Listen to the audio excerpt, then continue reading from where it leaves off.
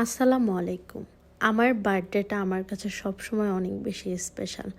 আমি সাধারণত দেখা যায় বার্থডেতে কিছু না কিছু করার চেষ্টাই করি।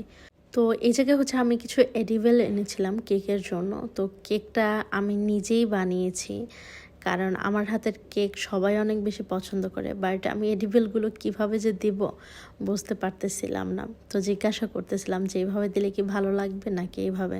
কারণ আমি ১ম এ ভেবেছিলাম যে একরকম কেক করব। পরে আবার ভাবলাম যেহেতু আমার ড্রেস পিঙ্ক, তো ড্রেসের সাথে একটু ম্যাচিং করি।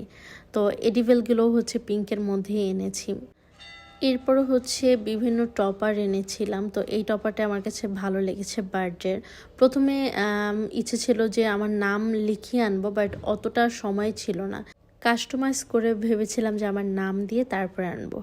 তো দেখতেই পাচ্ছেন কতটা সুন্দর লাগছে। এরপর মম দিয়ে দিচ্ছি। আর এই মমগুলো না আমার কাছে সত্যি বলতে তেমন একটা ভালো লাগেনি।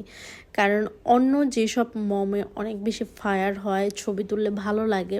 তো আমার কাছে মনে হয়েছে একটু কম ফায়ার আর কি মমগুলোতে। তো যাই হোক, এমনিতে দেখতে তো ভালোই লাগতেছিল।